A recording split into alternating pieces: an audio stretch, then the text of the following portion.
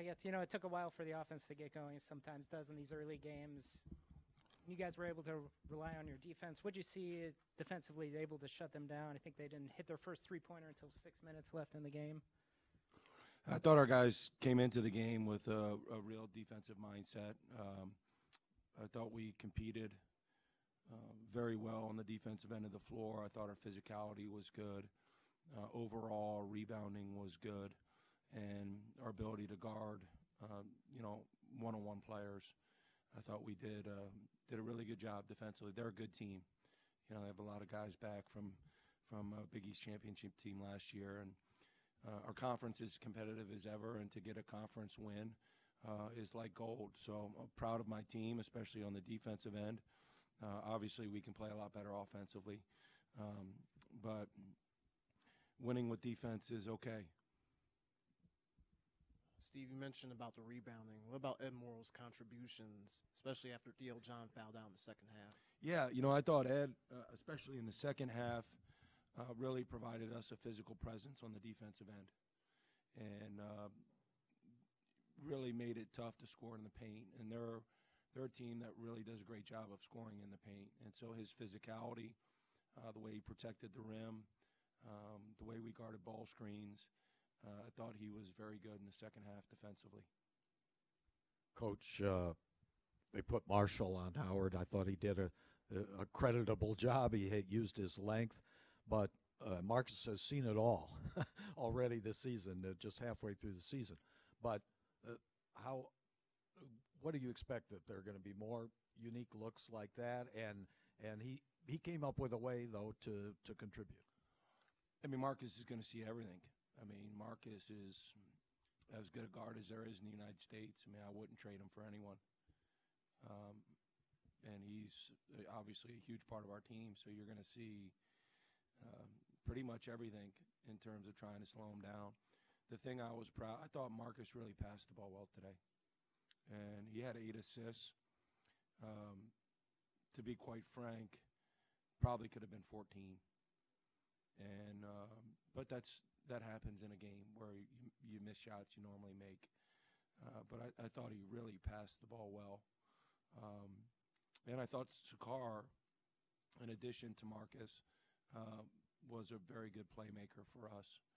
And then Joey really stepped up when Sam got in foul trouble. And obviously Sam did not have a typical Sam game, which happens. I don't care who you are. Those things happen. But Joey stepped up. So those 3 guys really led the offensive end of the floor. And really proud of all 3 of those guys for stepping up on a night where offense, wasn't coming easy to us. But again, fortunately, if you're not playing as well as you'd like offensively, defense can still keep you in and then eventually win you games. You just touched on Sakar. What does it mean to see him kind of have this game here today? Well, Sakar's a good player, and he's had moments where he's really played well for us, and he's at his best when he's driving and creating, and he can drive and create for himself, but also when you get in the paint, he can find people, and for us to be at our best, we need him to do that. We are not a team that's a great ball handling team, so his ball handling and decision making are really important to our group. You mentioned the all-around efforts of Marcus. Defensively, guarding against Quinn Gooden kind of slowed him down a little bit. What did you see out of him? I know he's improved a lot this year. Marcus is a good defender. Marcus has been a really good defender for us this year. And it's called development. Guys get better. And Marcus has gotten a lot better. And one of the primary ways he's gotten better is he's become a much better defender. And that's really good.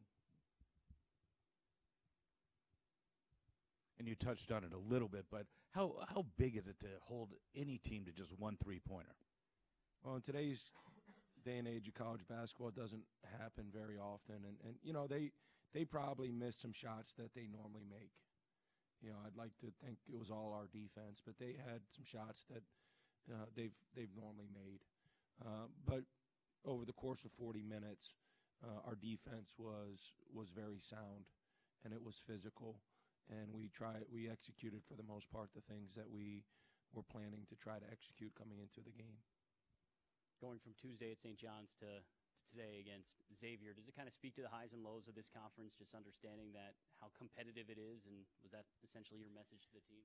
Yeah, our conference is as competitive as ever, and every game is going to be a fist fight, and there's going to be times where you're the team that throws the punch and knocks somebody on the canvas, and there's going to be other times where you get knocked to the canvas, and you got to be able to bounce back and respond, and you have to be able to focus on the task at hand. It's important to learn from both wins and losses. It's a lot more fun to learn from wins, but you have to be incredibly locked in on the 200 feet in front of you in this conference in order to stay focused on the most important things, which are improving and preparing.